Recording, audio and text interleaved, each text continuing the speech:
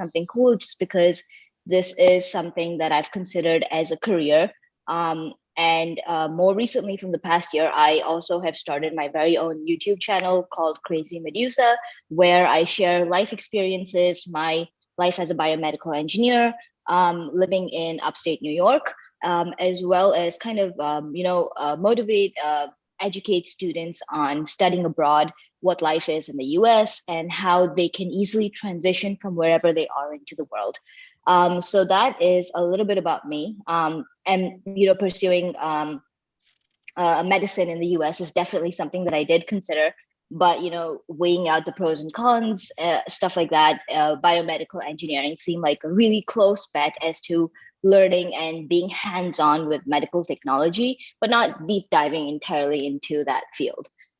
So I did not have a presentation for this segment, just because I thought it might be a cool way to have like an interactive Q&A session. So if you guys have any questions for me at all, feel free to shoot them at me right now.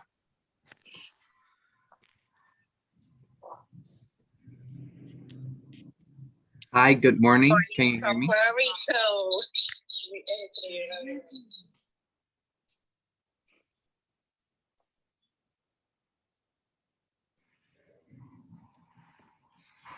If you guys would be comfortable maybe unmuting yourself or raising your hand. I see that someone's got their hand raised. And then if you'd like to call on the person that has their hand raised, you can totally feel free to do that.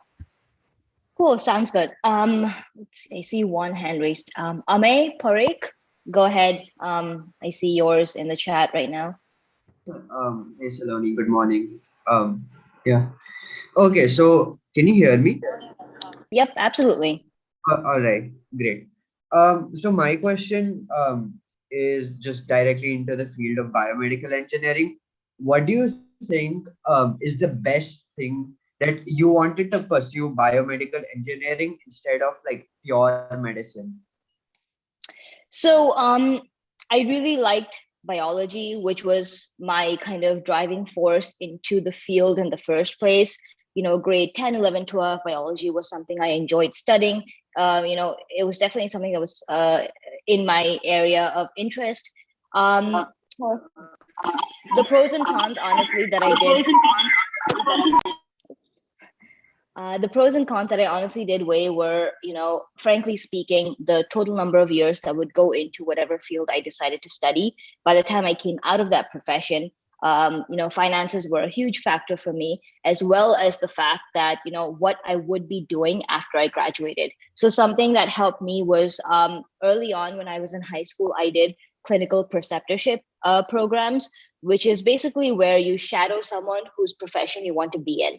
I did 2 internships where I shadowed biomedical engineers. So I got to see what a day in their life would look like.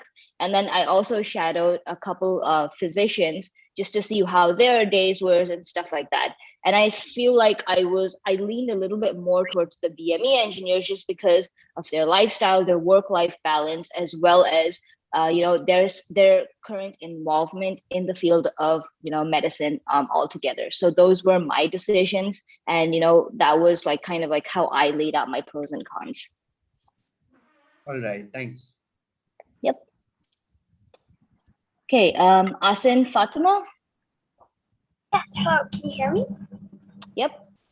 All right, so how did you work through high school so that you got into like top universities such as Cornell and Harvard? Because I aspire to go to Harvard as well. So what tips do you have to do in high school?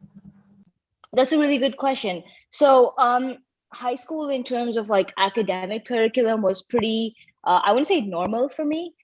Just because I took all the courses that my school provided. I did not go out of the way to take additional courses, but something that I did do was I was involved with a ton of projects in my high school, going out of my way personally just to see where I could be proactive, whether it was in sports, extracurricular activities, different clubs in school, just, working on various projects that didn't necessarily have to do with what I wanted to study, but in general, were the only thing they had in common was that they were some way or in some way or another helping and contributing to the society. And I think that is something that a lot of the major schools look for is, as a person, what are you doing and how do you want to contribute to your society to help, your community grow?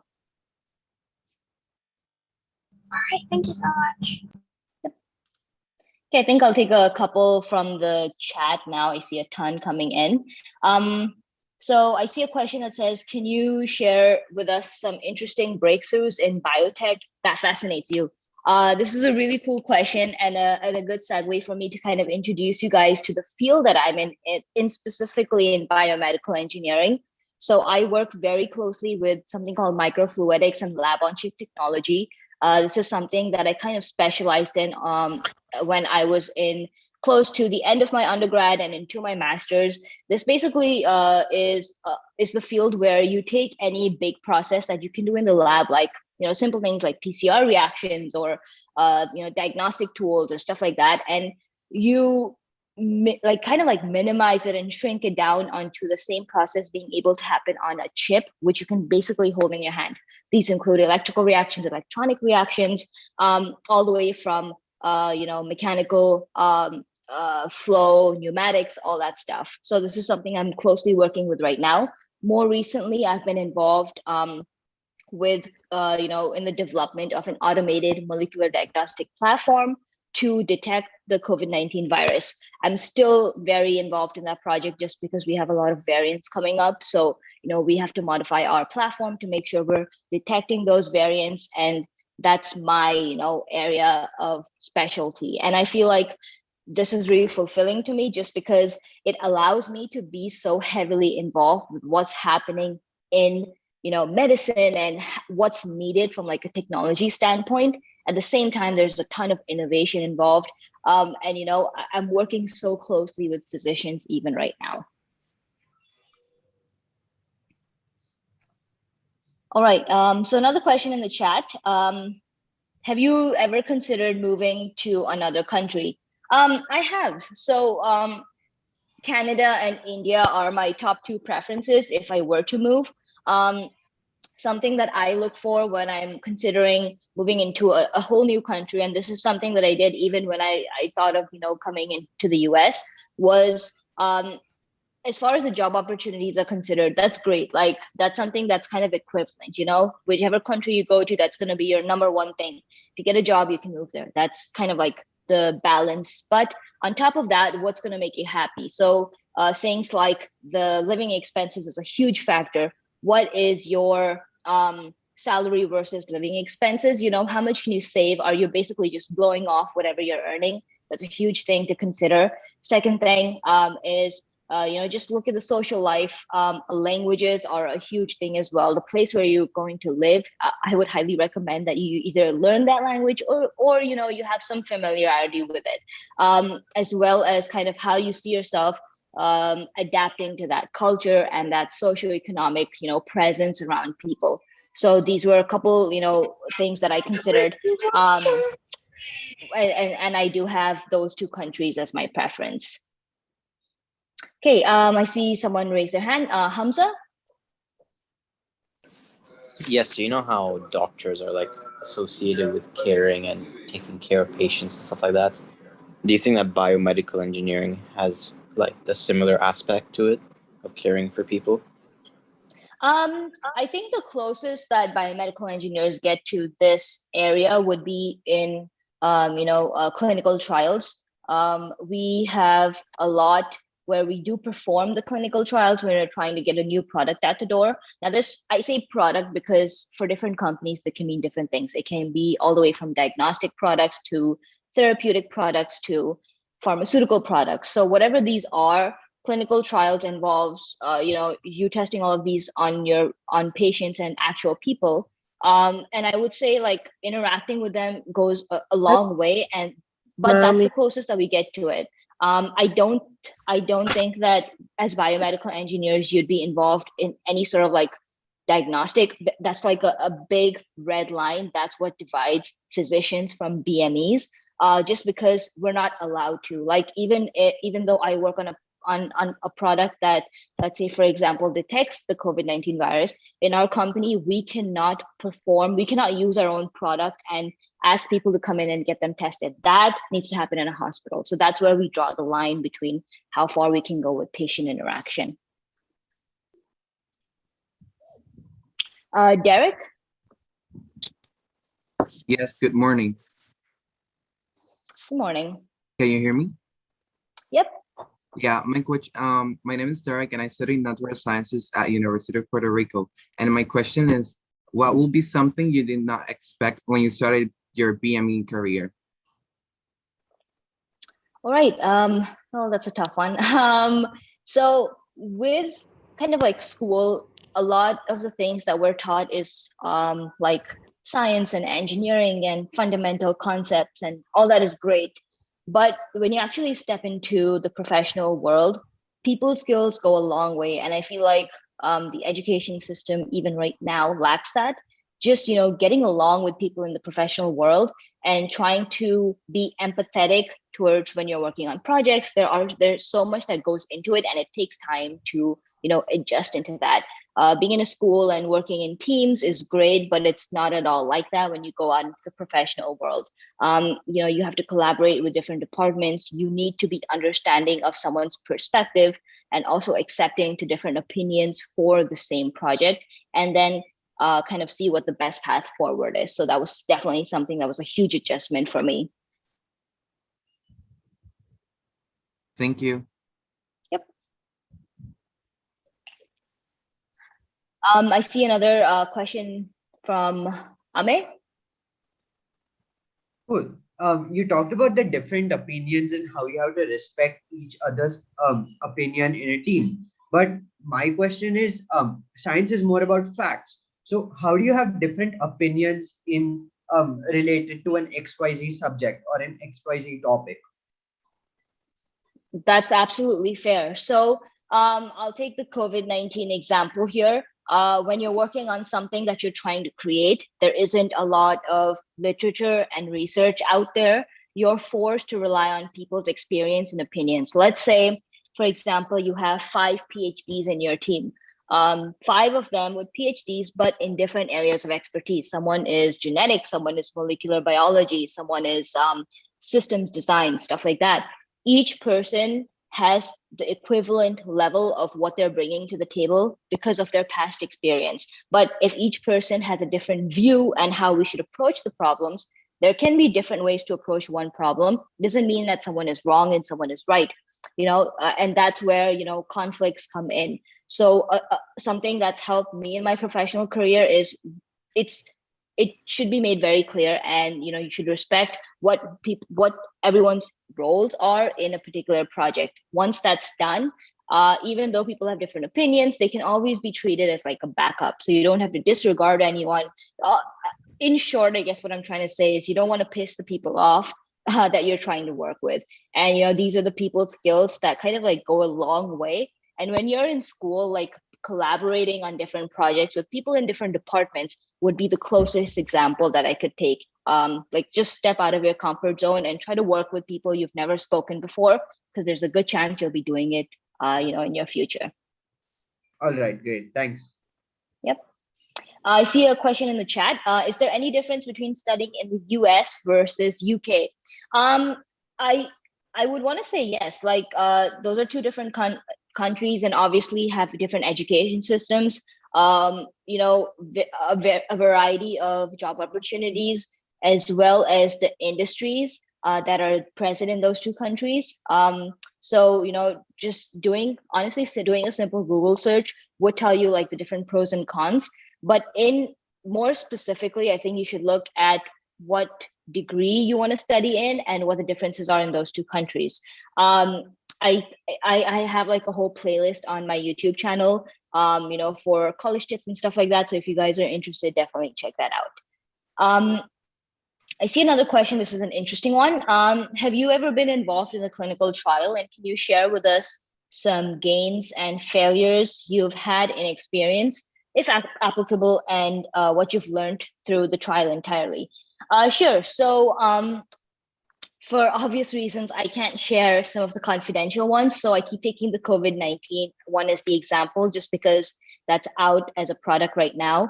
But early on last year, we had to do the COVID-19, we had to submit an emergency use authorization to the FDA for the COVID-19 product that we were trying to get out the door. And we had to do clinical trials for this. So our clinical trials involved a certain set of people. Since this was a pandemic, it wasn't thousands of people. The FDA gave us close to 100 people, and we had to basically take swabs. At that time, that's what our detection method was, swabs and saliva samples, and see at different levels of detections if we were able to catch these. The whole experience was, it's not, I guess, well, how do I put this? The clinical trial experience is very isolated. It's not like, 10 different people from the FDA breathing down your neck. They place your product in a neutral location. So it's usually in a university or a hospital in the US that's very, largely known. And you just get to kind of like go through all of your processes and procedures, and then submit the audit log to the FDA. And that's how it works. If they have any questions, they'll reach out to you. And because it's the FDA, it's never like, oh, you've submitted something and you get results. There's a lot of back and forth revisions, questions. If you're claiming a 95% success rate, are you able to achieve that, in your trials? It's a huge thing. Even if you're like 0.5 or 1% off, you have to repeat the whole thing. Overall, the experience, it's very stressful, but I think that stress is good. Like if you're trying to get a diagnostic product out into the world, it should not be easy. So that's the whole point of having all of these rules and regulations. I see another question in the chat. Does your line of work as a biomedical engineer include studying gene therapy? And if yes, how far is it in terms of practical applications? I would say right now, currently, no, just because this isn't the field that I chose to go into. I know that when I was doing my undergrad and grad, I took a couple gene therapy courses just to see if I would like that, area and that stream. It wasn't something that resonated with me. So after those, even though I took those courses, I did not pursue that field further. But if a biomedical engineer did want to do that, that's definitely an option. In terms of practical applications, I would see you working a lot with like next-gen sequencing. And this is something that a company called Illumina does. So definitely check them out if this is what you're interested in. Okay, I see another question in the chat. What advice would you give us to stand out and be selected for a scholarship in STEM fields?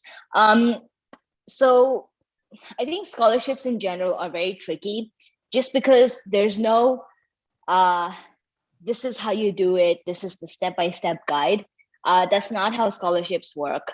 There are a couple things that you should kind of work on, but the whole motive is you need to show yourself as an individual and your best qualities, and that's how you can get a scholarship.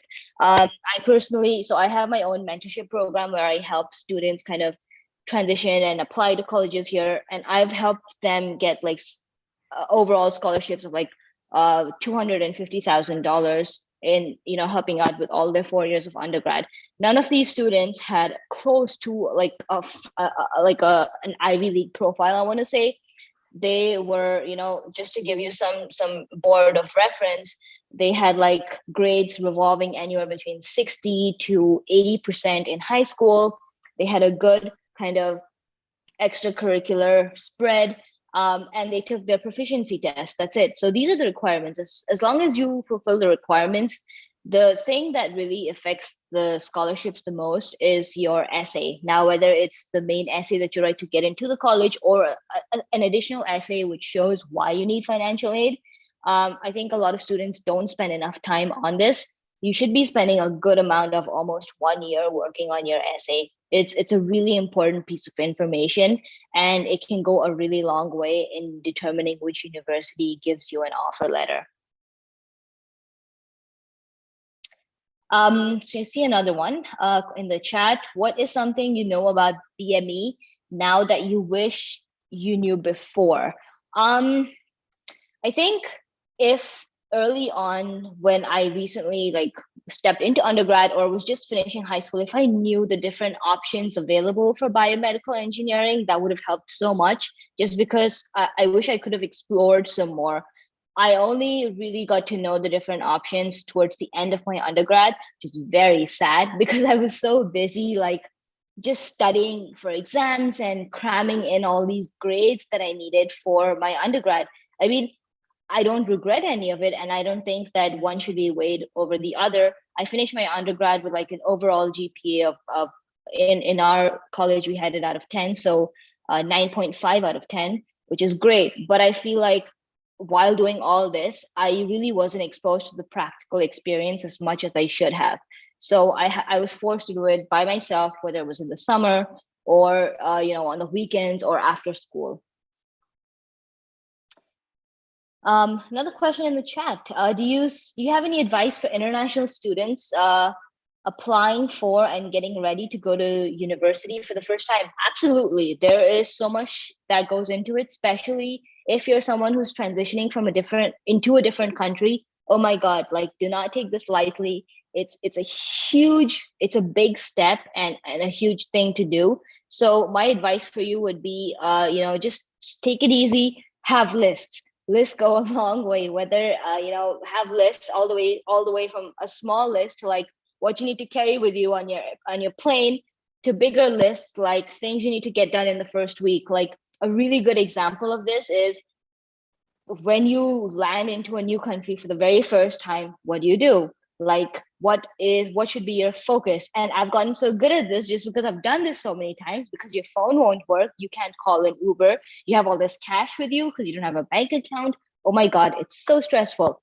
So if you're going into a new country, my advice for you would be, when you like land, have things like opening a bank account, getting a SIM card, making sure that you have like this identity built is your first things to do. But in general, just take it easy, have a plan, stick to it. If it goes south, just make another plan.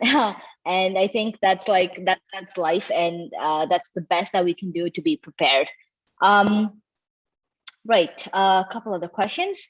Do you know some part-time jobs which are seen as clinical experience? Definitely. So it depends on what stage you're in. If you're a high school student, I would recommend clinical preceptorships are your best option. Basically shadowing someone whose profession you want to go into. If you're a university student, reach out to companies, universities, labs, and professors, and basically try to understand from them if they have a part-time role as like for some research and internships. A lot of people in different countries even are now opening up to this. It can be paid or unpaid. It really doesn't matter. Honestly, you're trying to do it for the experience. You're trying to use this as a learning curve. So don't look into how much it's paying. That's really not important at this stage. Okay, let's see, a couple more. What extracurriculars should we take? I guess I've already answered this. I'm not going to go into that again. I see someone raise their hand. Nay Doshi. Sorry if I'm butchering your names. It's fine. Hi, so what was the most challenging obstacle you had to go through during your university years? That's a good question. I think the path that I chose for myself, at the time, biomedical engineering was relatively new.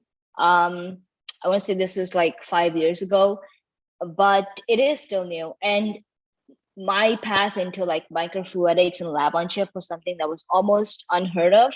And it was a path that I was taking that was different from everyone else. So it was a big challenge. One, to step out of my comfort zone and say that, yeah, this is what I want to do, but also like keep re-ensuring myself that it's okay that I'm doing something different than everyone else. It involved leaving a country that I was very familiar with. That's a huge step outside my comfort zone. It involved pursuing a career and a field that did not have like a field of reference. I couldn't go ask someone, hey, what does this look like, or what does that look like? And I had to like build opportunities for myself and kind of like just take things as it comes. I'm a huge planner, and stepping into this array of uncertainty was like really, really challenging for me. So that was a pretty tough experience.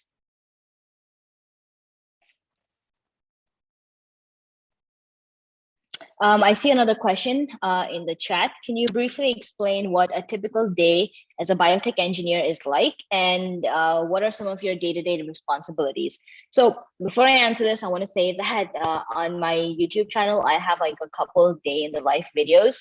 The YouTube channel is Crazy Medusa. So if you guys want to check that out, that should give you a better frame of reference as to what my day looks like. But just to list some of my responsibilities here, I do a lot of working on different projects, and multitasking is a huge part of my job. But in technical detail, I work with a lot of like system design as well as assay optimization. So my job, or my team, our job is, if the biology team wants to create a product, they have perfected the biology behind it. It's our job to see how we can automate those things. If there's certain reactions that need to occur, how can we take the benchtop reaction and automate it so that a machine can do it?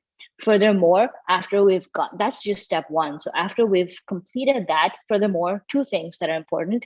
How robust can we make it? Like if we're trying to achieve, very simple thing, a heat ramp of 95 degrees from 0 to 95, how long does it take? And how many times can we do it before that heater fails? It's a very, very simple example. The other thing, once we've like tested the robustness, which we call FMEA, it's a failure mode analysis that we use in the design process. We also work a lot with like optimizing it. For example, if an assay takes 5 hours to run, can we make it shorter by making it do whatever it needs to in 3 hours without compromising the result capability and its efficiency? So that's a majority of what I work with. And all of these processes that I told you, it's for different projects, whether it's COVID-19 related, or the flu panel, or sexually transmitted diseases, whatever detection or project that we're trying to work with, the diagnostic model, these steps stay the same. And it's really exciting because, you have to keep up with literature as well as the recent technology trends to see what you can incorporate in your design. So you have a lot of room to kind of like play around with things, and it's really cool. Okay, I see someone in the chat. So I'm just gonna put in the name of my YouTube channel. I see someone asked there. It's Crazy Medusa for anyone who wants to check that out. But another question in the chat is, if a person wants to move to some other country and study and pursue medicine, which country would be the best? This is a great question, and I see a lot of students ask this. In my opinion, because medicine, well, let me phrase it this way. Medicine is the same throughout, all over the world, right? But the rules of practicing medicine are different in each country. So my suggestion would be to study medicine wherever you see yourself practicing that.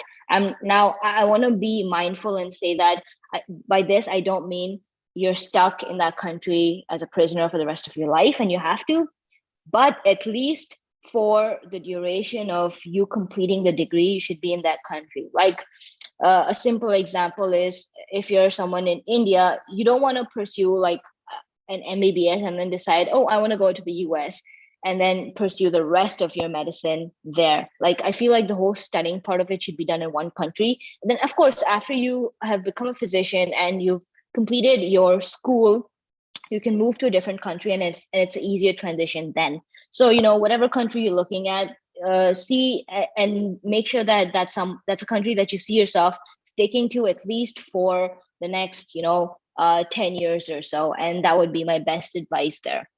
I see Asin, who's raised her hand. Yeah. What's your opinion about the usage of biomimicry in your field? Do you use it often? I'm sorry, I find it really hard to hear you. Could you repeat your question? Am I audible now? Yes.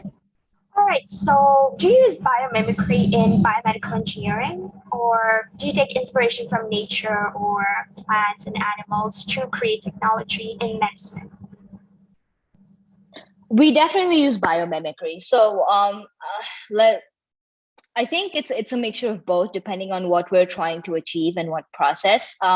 We do two types of testing before clinical trials. We do something called in vivo and ex vivo testing, in vitro and ex vivo testing. I'm sorry.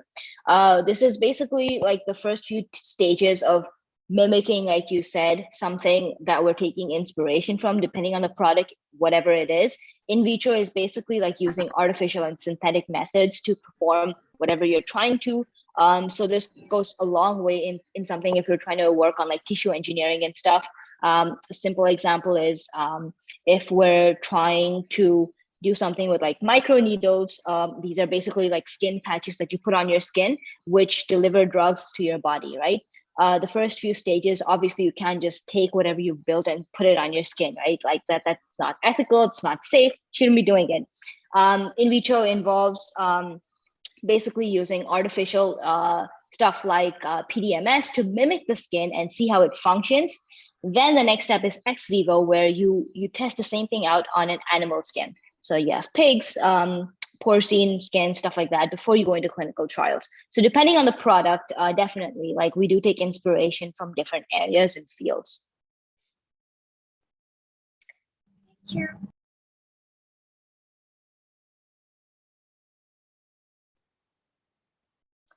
Okay. Right, I see a really cool question in the chat. How do you think AI and machine learning will be impacting the medical and biomedical fields? So I think this is a very exciting field to go into just because it's just starting out. AI in general, not relating this to the medical field, it's just booming right now, whatever, field you're looking at. And I feel like it has a lot of potential in the medical technology segment. It's just that it involves a lot of work, just because I don't want to sound too crass, but the simplest way to say this is the whole capability of AI in medical technology can very easily be misused to do a lot of unethical stuff. So I think one of the bigger reasons why facilities like the FDA don't promote this is they want to first get hold of all of these rules and regulations before they promote and motivate everyone to kind of work on this. So I don't know. You may see me working in this field. It's definitely interesting. So a lot more to come there. Is there any new tech coming up or which is being researched now? Of course. I mean, whatever field you look into, whether it's genetics, therapeutic engineering, tissue engineering, there's just so much, up and coming.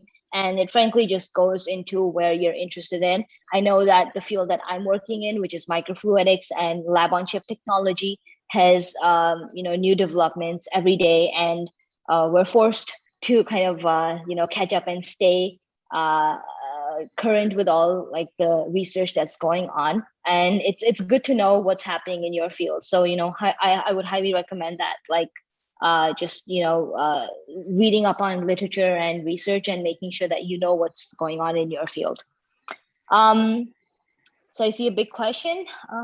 What's your opinion or on unexpected grades such as C's? Any tips? Of course, this is a great question. Like failure in general, oh my God, I have failed so many times. I've gotten C's more than you can imagine. It's not a big deal. Like honestly, one C or 2 or 3 C's, they're not going to bring you down or affect your overall picture. It's fine if you get an unexpected grade. It is what it is. It can be a number of factors. You had something personal going on. The professor honestly was crap, whatever. It doesn't matter. What matters and how you can kind of overcome this is, just take it as a learning experience and learn something out of it. If it's a course that you got the C in, maybe take something next and improve yourself on this and, see what you can do to make yourself better. And then obviously, like if you're interviewing for different positions, whether it's a lab position, med school, whatever, you should have a story ready, a real story which actually explains why you underperformed. Personally, for me, my second year of undergrad was really tough for me. I was going through a lot of personal stuff. I ended up getting a ton of C's. My grades dropped. Eventually, I got better, picked myself up again, and year 3 and 4 was good. My overall GPA was great, but I would still get questioned as to why, this happened in my second year. And, they're not really interested in bashing you and harassing you on why you got that C. What they're interested in is you had a failure. What did you do to overcome it as a person? And how are you moving forward? I think that tells a lot about the type of person that you are, because this whole general concept is going to repeat itself in life. It's inevitable.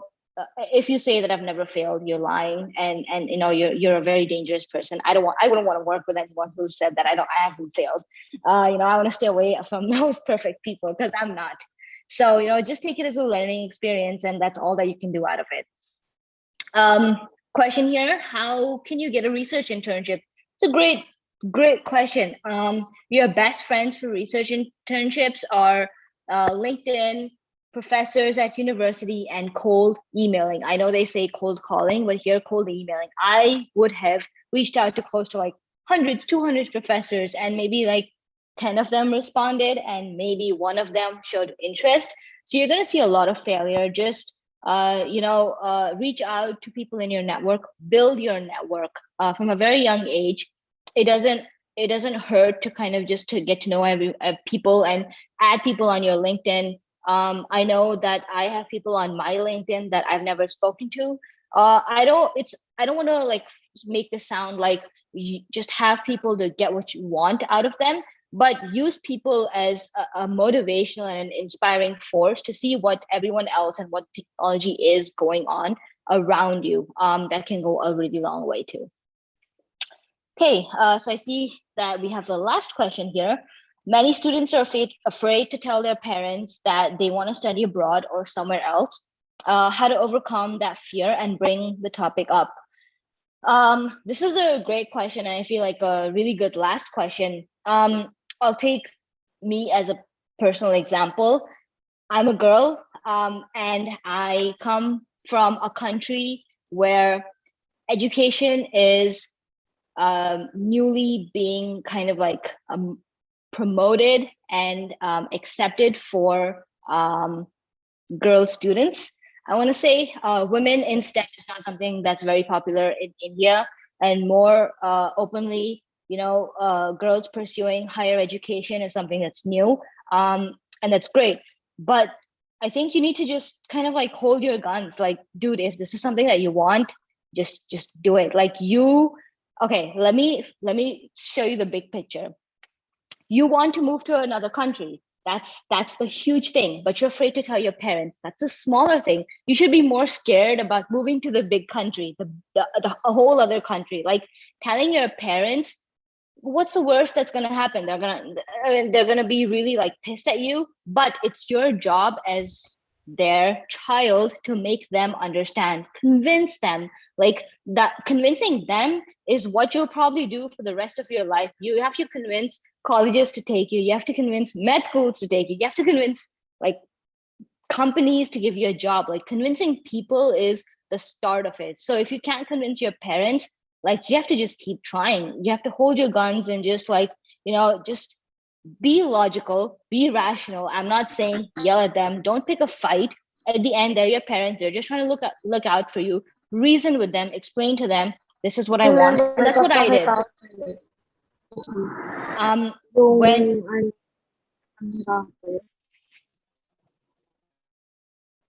Sorry, go ahead.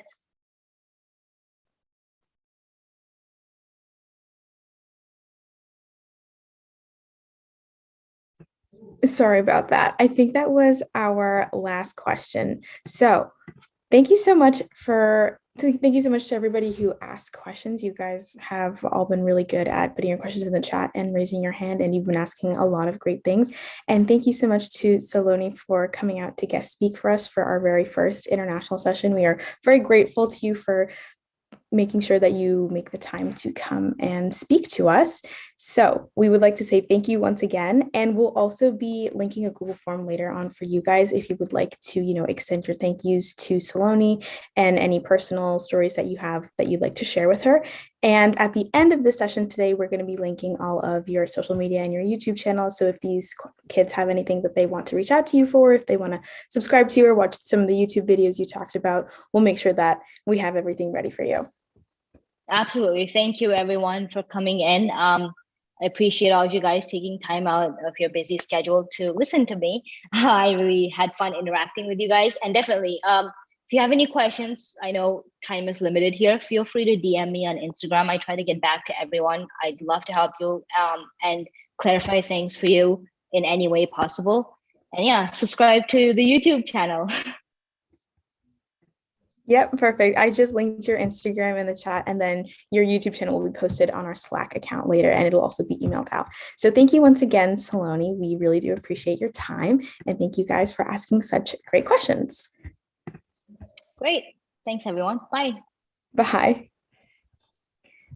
All right, so now we're going to be moving into our CPR workshop. So if you would like to grab your pillow, if you feel more comfortable to turn your camera off and grab a pillow or an American Girl doll if you have one, or just some kind of small doll. It's okay if you don't have one. It's really not a requirement. It's just so that you can follow along with us.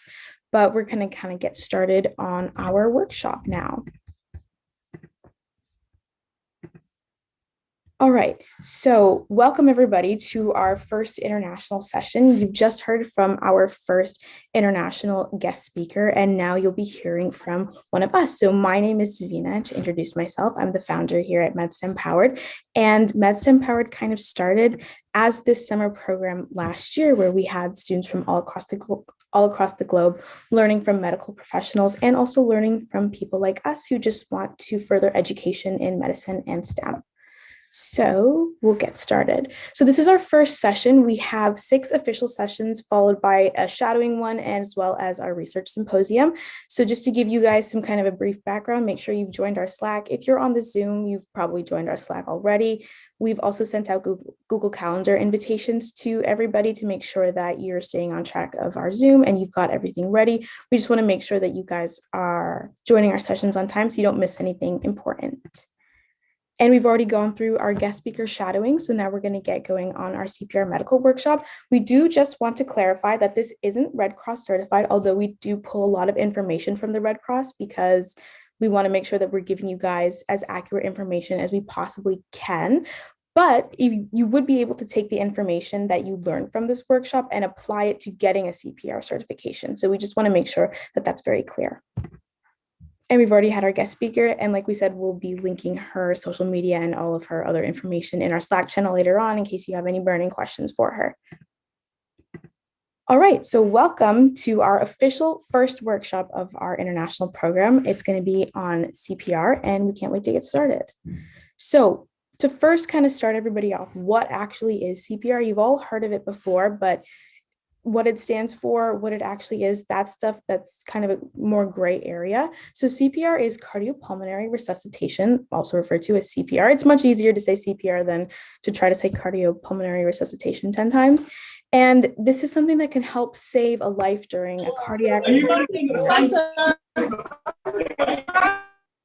All right. So it's performed when the heart stops beating of a patient, and it should only be performed in case of an emergency. So that's kind of a brief background. And to give you some stats on why CPR is important, it's used in cases of cardiac arrest or when the heart stops beating. So in the US, there are about 500,000 deaths a year from cardiac arrest alone. In Canada, there are 45,000 deaths a year. And since you guys are all international, you're outside of the US and Canada, so we included some global stats. So cardiac arrest claims more lives than cancer, prostate cancer, influenza, pneumonia, auto accidents, firearms, and house fires combined. So it can be very, very fatal. So to kind of start us off first, we do want to differentiate between cardiac arrest and a heart attack, because those are two things that are not interchangeable, but in our day-to-day lives, we might think that they're pretty similar. So why aren't they kind of the same? So I'm going to ask you guys a question. Does anybody know what cardiac means in terms of medical terminology, or just what it means as a word? Heart. Did you want to say? Heart. Yeah, pertaining to the heart, exactly. So that's what cardiac means. Perfect. And I see it a lot in the chat too. That's great. Cardiac exactly means pertaining to the heart. And does anybody know what arrest means? Not the kind of arrest that we see in the justice system, but what we see medically. And you guys can answer in the chat. It means stop or cease. Relation to the beating. Yeah, pretty much. You guys were actually both correct. It means to stop, check, refrain. So that's why cardiac plus arrest equals the stopping or cessation of cardiac activity, resulting in the absence of circulating blood flow, which means that your organs aren't getting the blood they need. Why is this so important? What is your blood carrying that all of your organs need, regardless of what your organ's function is? You guys can answer this in the chat too. Oxygen, nutrients, hormones. Yeah, perfect. The big one there that you said, and all of those were correct. Big one was oxygen. All of your organs need oxygen regardless of what it is. So every minute or every second that your organs aren't getting oxygen is a second that might lead to tissue death. And so now we kind of want to differentiate this between a heart attack. So when a patient goes into cardiac arrest, this is when we use CPR, but we don't use it for a heart attack. And hopefully after this session and after this workshop, you'll kind of understand why. So does anybody know what myocardial means in terms of a medical definition? Muscle, heart muscle. Yep, that's exactly it. And I'm also seeing it a lot in the chat as well. The muscle of the heart, or the muscle around the heart. Perfect. And that's what it is, pertaining to the myocardium, which is the muscular layer of tissue around the heart. Does anybody know what infarction means? This one's a bit of a trickier one. Cell death due to lack of oxygen. Yep, perfect. And I'm seeing this a lot in the chat as well. Death of tissue or a blockage, that's what it is. So a heart attack, the medical terminology for a heart attack is a myocardial infarction. And this is where you can kind of see it. So this is what happens when one of your arteries that supply the myocardium, they become blocked. Something's going wrong with one of your arteries, and that causes damage to heart tissue. Now, is the heart still beating in patients that have suffered a heart attack? You guys can feel free to answer in the chat or unmute yourself. And as always, I'll wait like 5 or 10 seconds, and it's okay if people don't answer. I'll just, we'll move on because I don't want to leave you guys hanging. But yes, you guys are all correct. Yes. Mm-hmm. Yep, the heart is still beating. That's why we cannot perform CPR. CPR can only be performed for patients where their heart isn't beating, where their organs are not getting enough blood flow, they're not getting their oxygen. So do we perform CPR AED? You guys all know the answer to this. And what is it? Yeah, it's no. We do not perform. Yeah, we do not perform CPR or AED in the case of a heart attack. And this is just a quick graphic to kind of summarize what I've been talking about so far, the difference between cardiac arrest and a heart attack. So you guys can feel free to look through this earlier. We've already been talking about it, so I'm going to move on. But these resources have all been provided to us by the American Heart Association and the Red Cross. So all of this information is very accurate, and you guys are more than welcome to take a screenshot of this if it's something that you feel is helpful for you to keep on hand. But that's kind of what it is. All right, so why CPR? So you've noticed that a patient has gone into cardiac arrest. They're not breathing. You can't feel a pulse in their neck or on their wrist. So why do we go to CPR? Well, immediate CPR can kind of double or triple your chances of survival, which is those are great stats. It also helps keep your blood flow active. It extends the opportunity for successful resuscitation once trained medical staff arrived. And it's also part of one of the 6 links in the adult out-of-chain hospital, the chain of survival, which we'll be talking about a little bit later. So the first few minutes after someone goes into cardiac arrest are the most important few minutes, because like we said earlier, every second or every minute that your organs aren't getting enough blood supply or they're not getting enough oxygen could lead to tissue death. And tissue death is very, very, very hard to reverse. You have to use stem cell therapy. It's just not good. We want to keep everything in our body as healthy as possible, and we want to make sure that we don't alert our body to anything going wrong. So what CPR does is it pushes the remaining oxygen through your body to keep your organs alive. That's your goal. I know it's very dramatized on TV and social media, where CPR can lead to a patient breathing again immediately. And while that would be amazing, it isn't our main goal, actually. Our main goal for CPR, for someone like us who's not a trained medical professional, it's to push the remaining oxygen through our body. If the heart starts beating again in your patient and they start breathing, that would be amazing. But those stats are actually much less than what you would end up seeing. So this is the chain of survival that we talked about before. So these are kind of the 6 steps in how we treat CPR patients. And the beautiful thing about this is that even though none of us here are trained medical professionals, we can be involved in a third of these steps. So the first one, which is recognizing that there's a cardiac arrest patient and you activate an emergency response.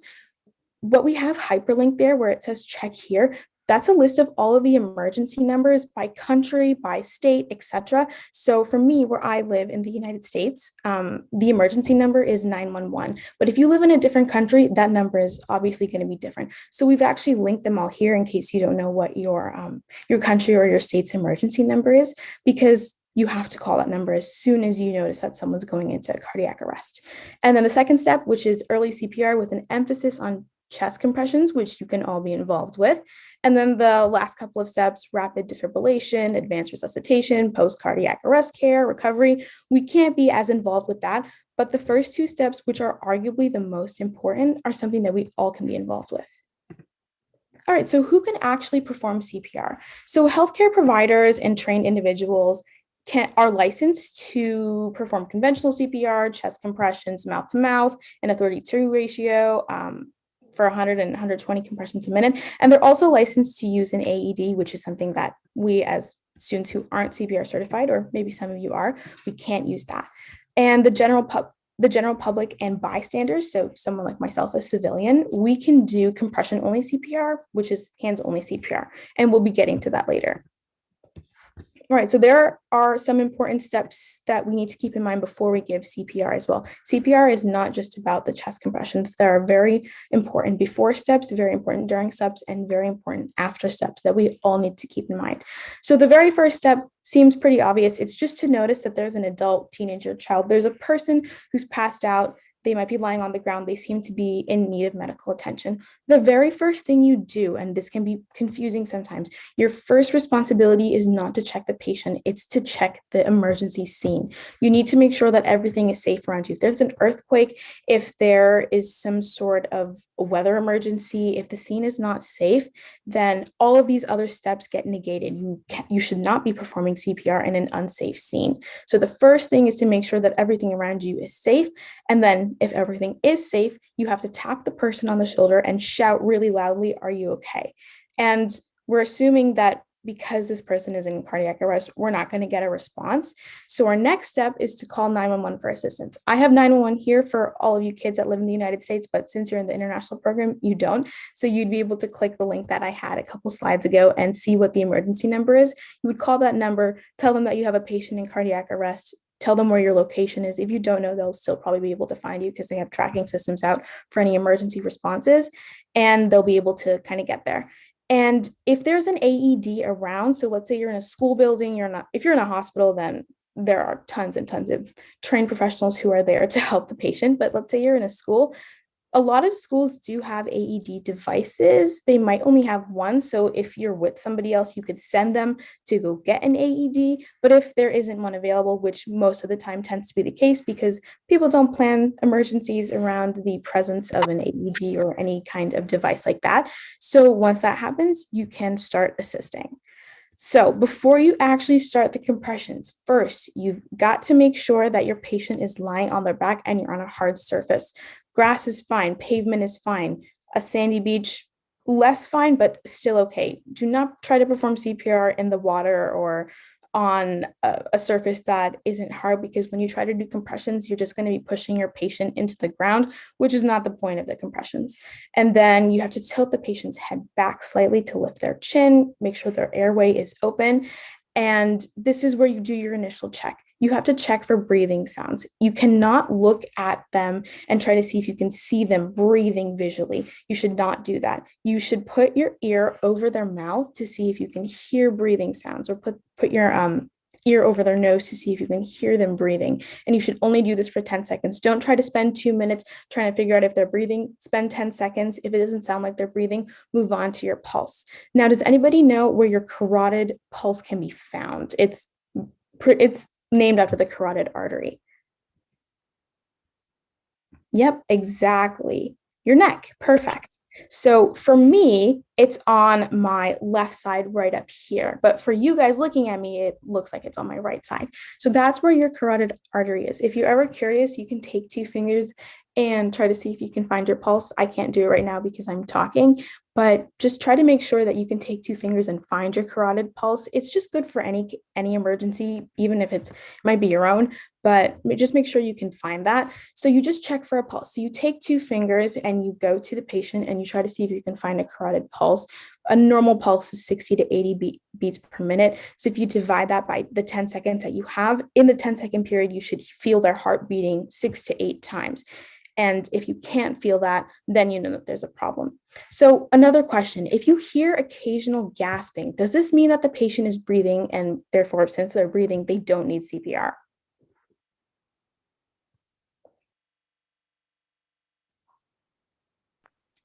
Not really. Yeah, it does not really mean that they're breathing. They still do need CPR. And this is something that I learned as well. So this is something that the American Heart Association really pushes, as well as the Red Cross.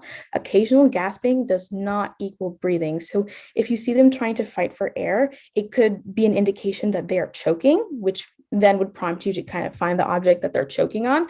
But if you hear them occasionally gasping, you cannot count that as a breath sound. You need to check for steady breath sounds.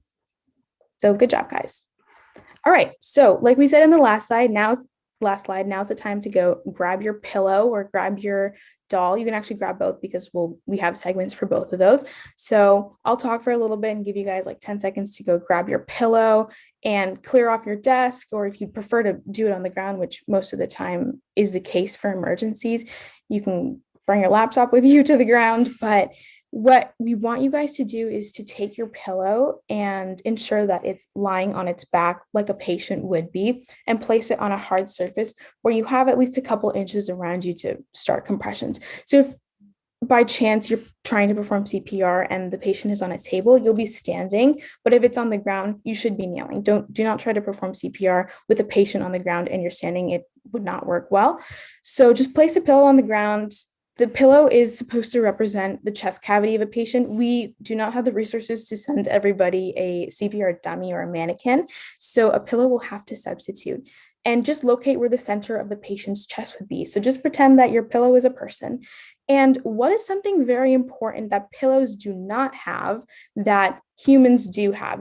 Forget about the organs for a second, but what is something that would make it not as accurate? We're trying to make this as accurate as we possibly can, but there's something very important in CPR that we need to be aware of when we're performing it on humans that pillows do not have, which could kind of make our experience of it a little bit different. Yep, I'm seeing it all over the chat. A rib cage. Yeah, perfect. So humans have a rib cage and pillows do not. Pillows are fluffy. If pillows had rib cages, sleeping would be a nightmare.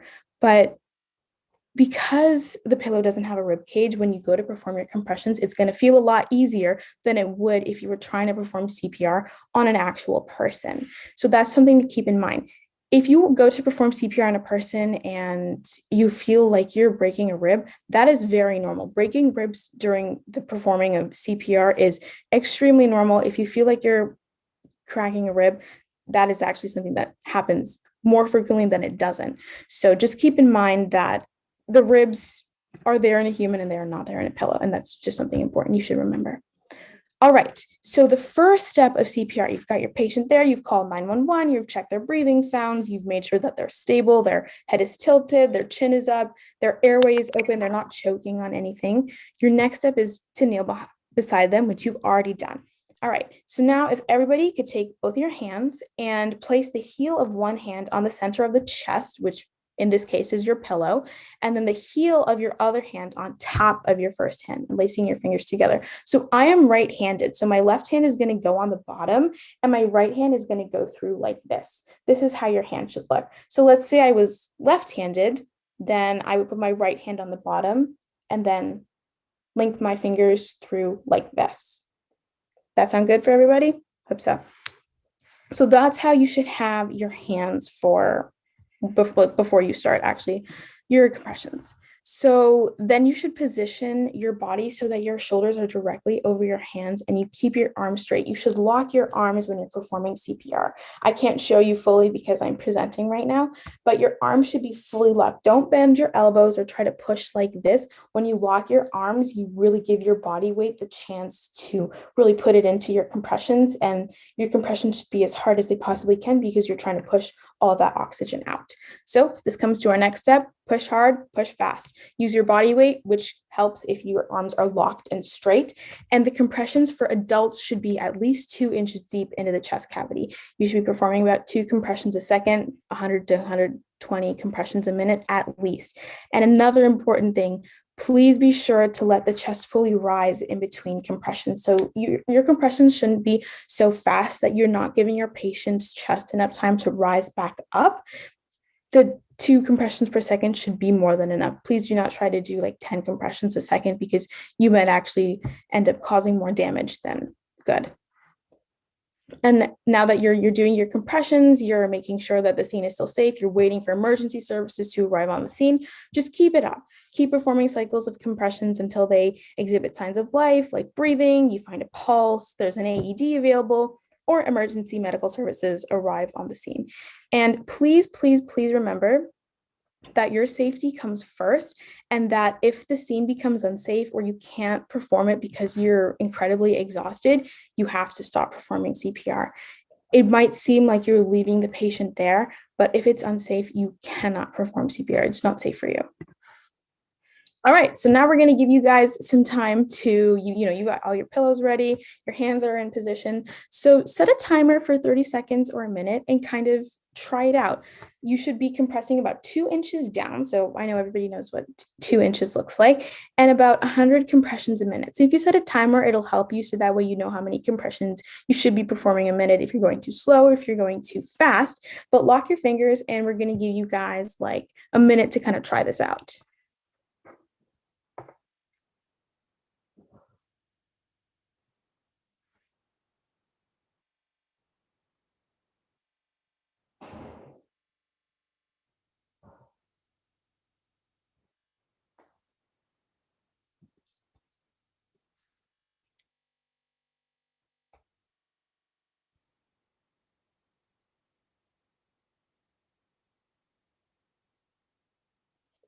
And if something doesn't seem to be working, just send us a quick question in the chat. Hopefully we can help, even though we can't actually see you performing CPR.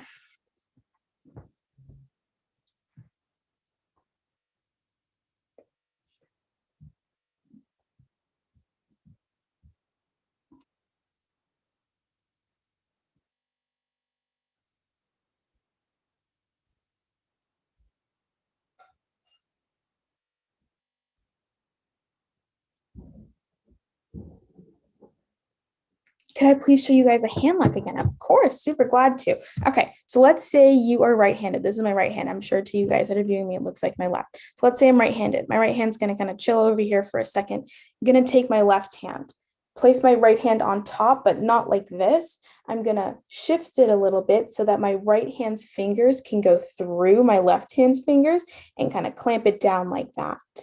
So that's how your hand should be locked for that. But let's say you're left-handed. So my left hand's going to chill over here for a second. My right hand's going to be on the bottom, and I'm going to lace my left hand's fingers to my right hand's one and pull through and clamp like this. So this is my right hand. This is my left hand, my dominant one. And how many compressions per second? It should be 1 or 2 compressions a second. for about 100 to 120 compressions a second. Are both hands open when you compress? So your hands should be like this when you compress. You don't have to clamp everything shut and make a fist. That wouldn't be very effective. It should be like this, exactly like this. So you could take your hand that looks exactly like this and place it on the patient's chest and start like that. So your lower palm doesn't have to be closed or anything. This is exactly how you should do it. And it's also there in the picture as well. So hopefully that helps.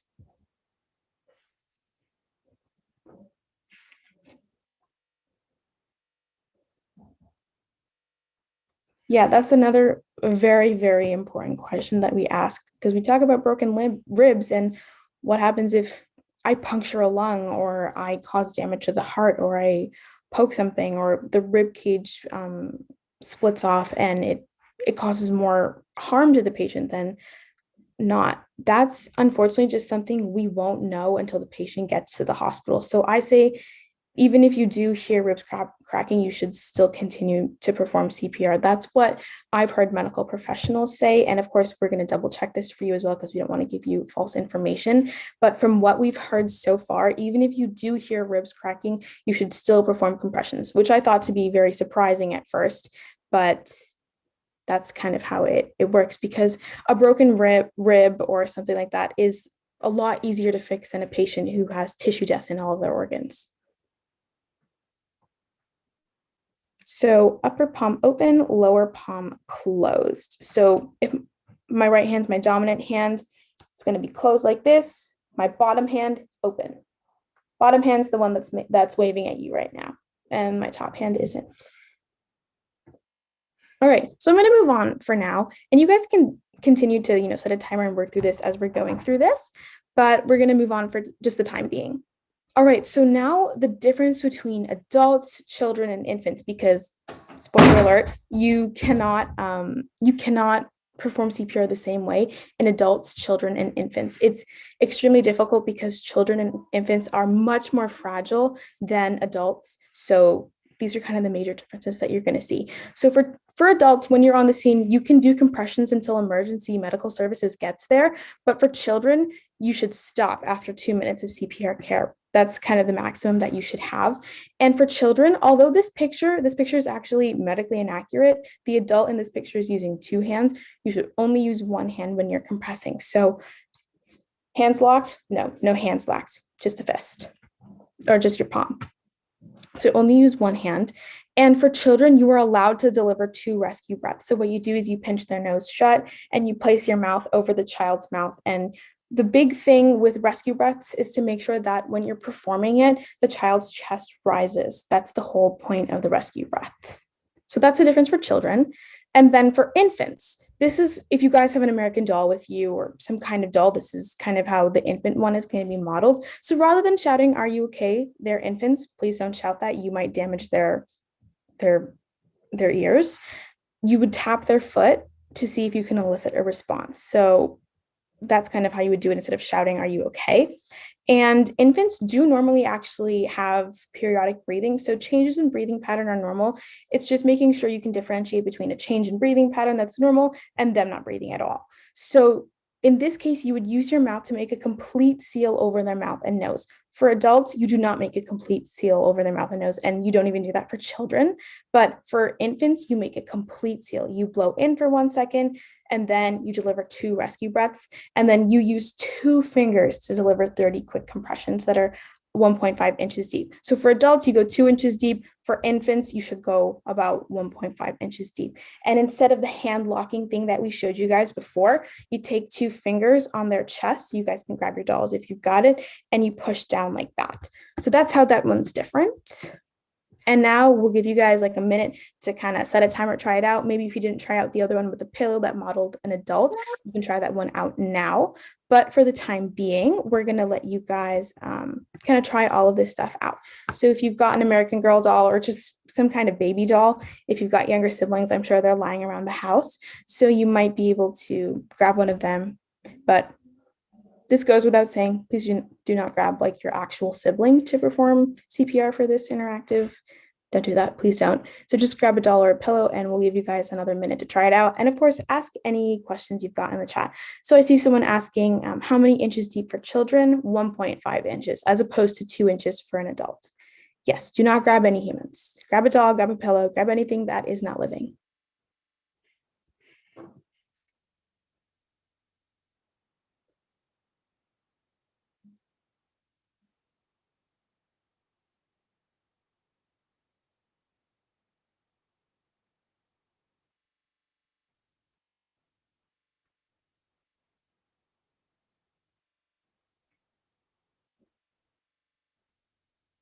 So the number of compressions and time for infants as well. I'll see if I can go back to show you guys too, because I think that might be helpful. So 2 fingers, 30 compressions that are 1.5 inches deep. So for infants, you're not worried about, am I getting enough compressions in the time limit? Am I making sure that I do 1 to 2 compressions a minute? That's actually not your goal for infants. It's just to do 30 quick compressions that are 1.5 inches deep. And the number, so that question was for infants, so that's all good.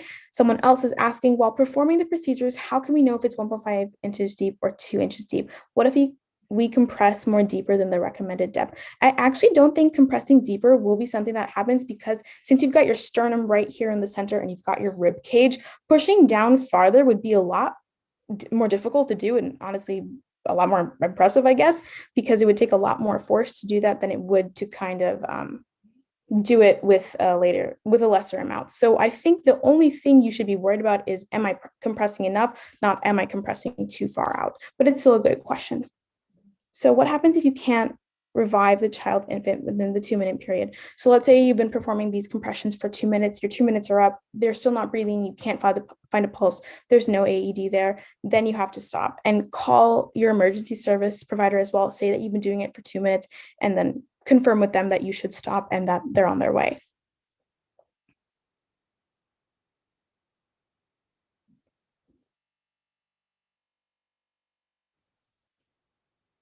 Yeah, so I actually believe that the majority of our audience is female, so this is a great question to ask. So what if you're performing CPR on someone who has a different body structure? And we are all different humans, so we all have different beautiful bodies. So would it be different to perform CPR on someone who has a different body structure than someone else? Would you be worried about hurting them? I would not be worried about hurting someone during CPR, because your main goal is to get their heart beating. If you somehow, bruise their chest, or if you do something else, that damage is so minimal compared to the good you might be doing if you are able to still push that remaining oxygen throughout their body. So you don't have to worry about hurting them. And I don't believe body structures would hinder your compressions, because it's right in the center of the chest. If they do have something different with them, you might want to call emergency services and check and say, hey, there's something different. Is it still safe for me to perform CPR? But in most cases, it still should be good for you. That's a good question. Would CPR be different for pregnant women? It would not. CPR is actually pretty much the same. There are probably a couple steps that you might skip over, or some that have small minor changes, but CPR is pretty much the same in terms of its major steps for pregnant women. Also great questions. Good job, guys. All right, so I'm going to move on now for the sake of time, but of course, all of these slides are going to be posted afterwards. So if you've got any questions about it, or you're like, I don't remember if it was 1.5 inches or 2 inches, just come back here and give it a quick look over. All right, so we've already set a timer. Then this is just a recap. So make sure you check their vital signs, check their breathing. If in 10 years from now, the only thing you remember is that your hands are supposed to be like this, and you think you should be doing 100 to 120 compressions a minute, that alone is enough to perform CPR. We're providing you with a lot of information here because we want to go in depth, but our hope is that you just remember the major parts, so that way if you do come across a scene of an emergency, you at least know what you should do.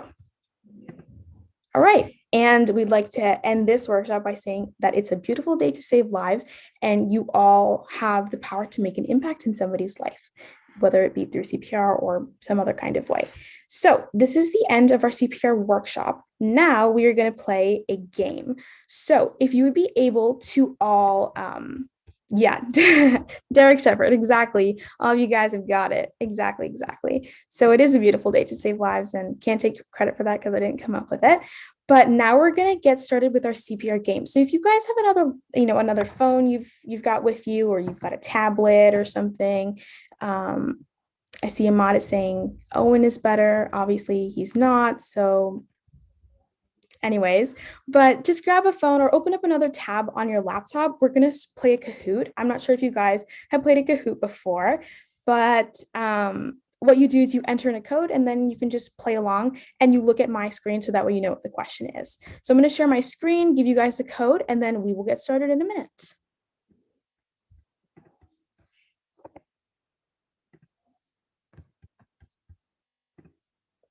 And we'll give you guys enough time to, grab a device or something to make sure that you're all ready. So for the sake of today's interactive, we've already been through a lot. So we're just going to do a one-to-one device thing. And we're not going to do teams for today. But you will get a chance to talk to other students and hopefully play games with other students in your program. I will also copy and paste the website as well as the game code in the chat in case that's easier for you.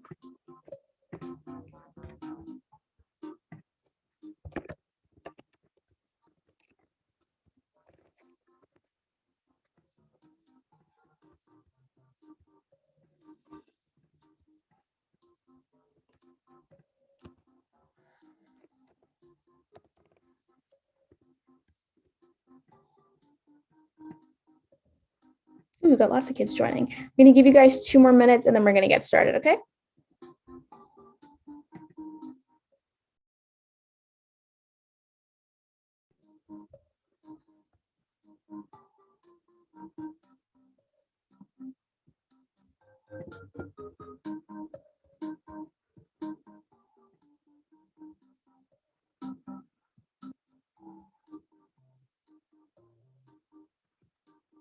Got lots of kids joining, nice.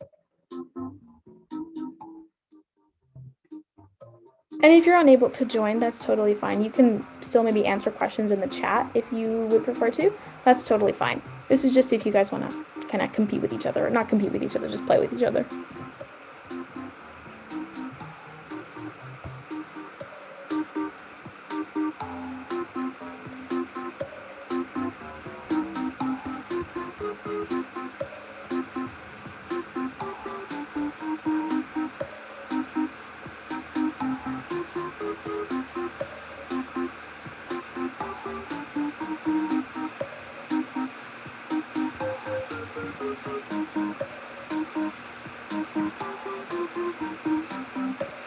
All right, I'm gonna give you guys like a minute and then we're gonna get started.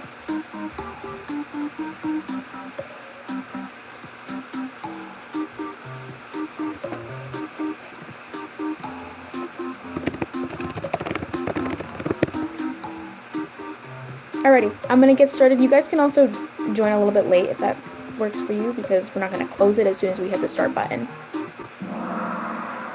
All right, everybody, get ready.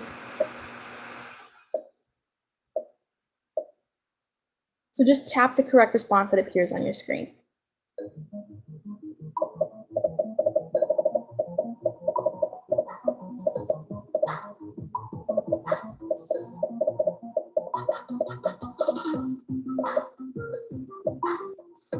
Yeah.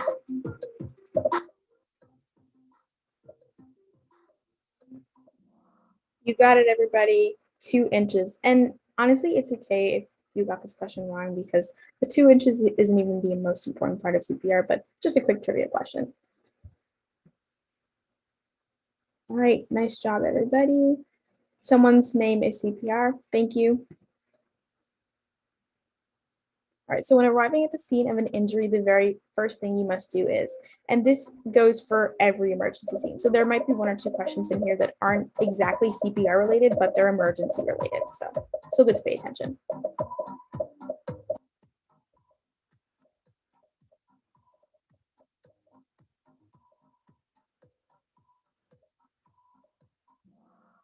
Yes, exactly. Although the answer in red or checking the scene for safety is what you should do first, I can definitely understand why some of you would also check the injured person because that's kind of just what you would think you'd have to do. All right. Nice job, everybody. Nice job, nice job. Ooh, someone's up 22 places. Impressive. All right, our next question is, when performing CPR, where should you place your hands on the chest? And I talked about this as well during our workshop.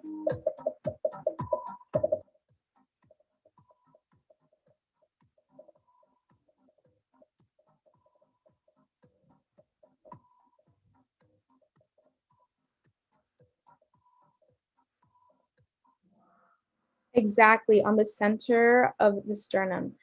You should not have your fingers above the lower end of the sternum. That would be too low to perform CPR. It should be right here in the center of their sternum or on the center of their chest. So your sternum is that flat bone in the middle.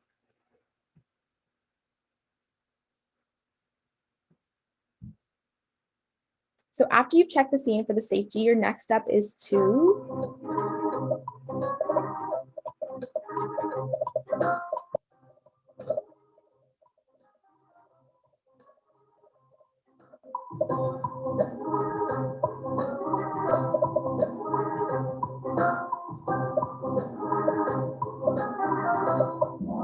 exactly check the person that's injured by tap and shout. So tapping them and shouting, "Are you okay?" Good job, everybody. So in look, listen, and feel, you're looking for, and this goes back to our pulse and breathing sounds.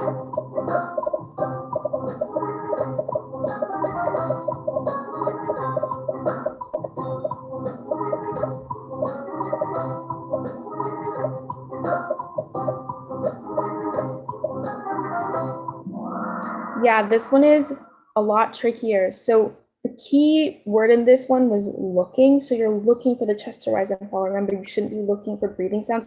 That's something you have to rely on your hearing for.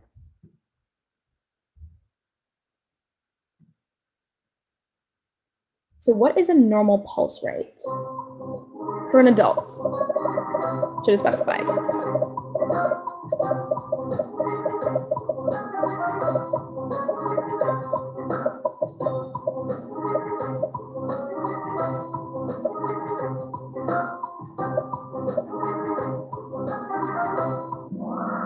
Yes, exactly. 60 to 80 beats per minute. 80 to 100 for a resting heart rate is a bit fast. For most adults, we do generally see it between 60 and 80. But if you do see something between like maybe 60 and 90, that's still pretty okay. Good job, everybody. Almost halfway done. So what's a normal respiratory rate? Respiratory rate is in how many breaths per minute should you be looking for?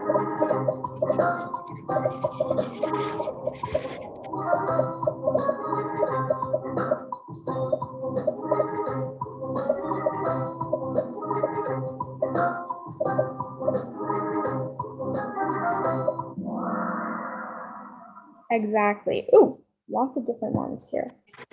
Honestly, the way that this question is kind of structured, I'm sorry, 1 second. Sorry, did you want to say something? Okay, I think that might have been a mistake. Anyways, so honestly, most of these answers do seem pretty correct, but the normal rate that we're looking for should be something between 12 and 15 breaths per minute. That's also what we have in the slide.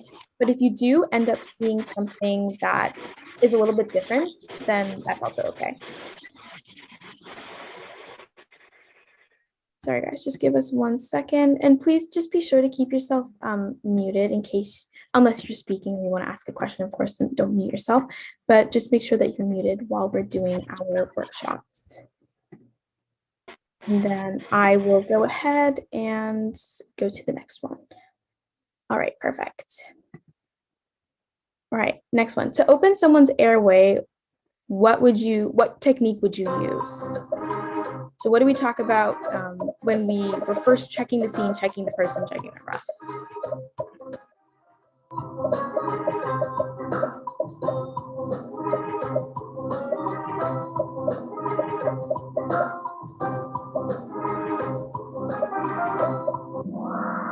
Yes, exactly. Lifting your head, tilting the head up, lifting your chin. That's your safest way to make sure that their airway is open and that they're not choking on something. Good job, everybody. All right, the rate of compressions to breath for CPR. So for every certain number of compressions, how many breaths should you be delivering? And this isn't something that we are certified to do, but healthcare professionals can do this. Unless any of you guys do have a CPR certification, then you guys are good.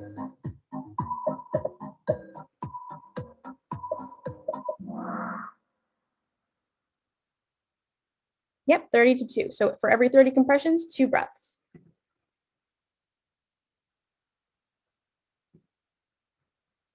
All right, so if a person is unconscious, you can treat them through what consent?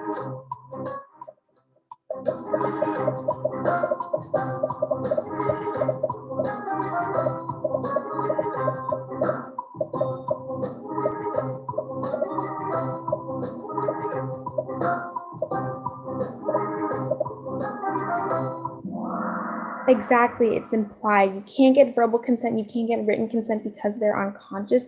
It's implied that you are doing something to try to save their life. And this is also something we didn't explicitly cover, but it's just good to know. All right, so what is the law that protects you while first providing first aid in CPR? So we didn't also cover this explicitly, but it's also just a little fun fact. Hint, it has a biblical reference.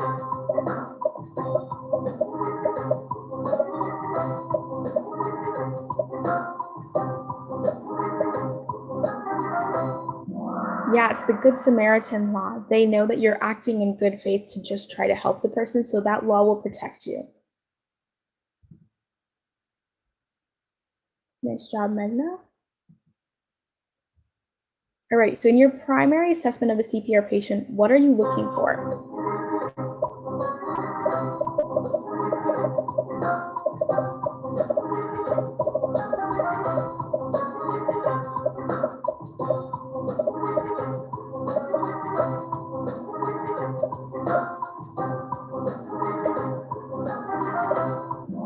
Exactly, checking for breathing and determining their level of consciousness, because those two really do impact whether or not you're going to be performing CPR in this case of an emergency. So those are your 2 most important first steps.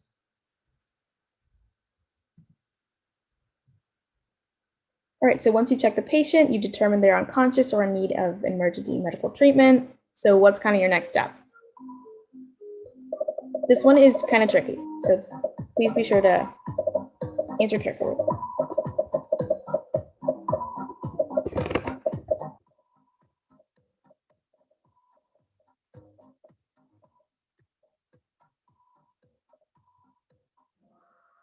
Yes, call 911 and get an AED if you can.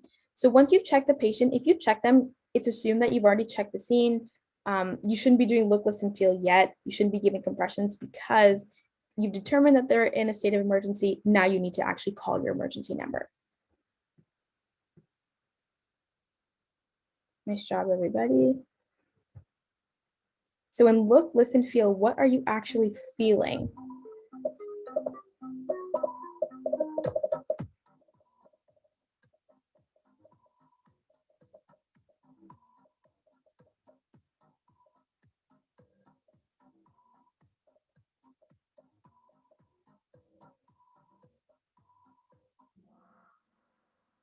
Ooh, this one was very tricky. So this one, I can understand why you guys said the chest to rise, but breathing sounds is technically correct because that's what you're actually, no, that's kind of hearing.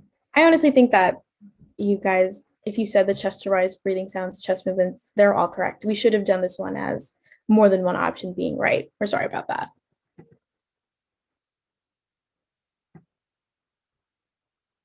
All right, so in carrying out CPR, the first thing you're going to do to ensure that their airway is open is to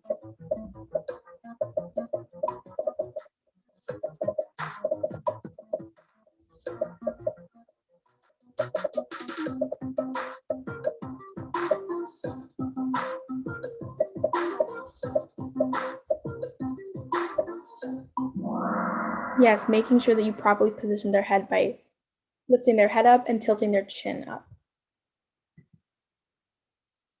Nice job, everybody.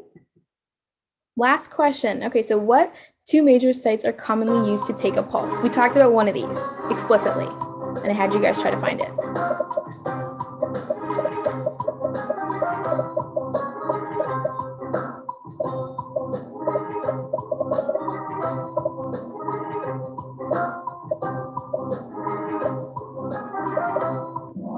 Yes, carotid and radial.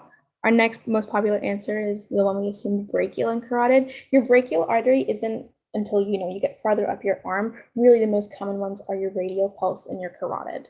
That's what emergency medical services will check for. Alrighty, so here's our leaderboard.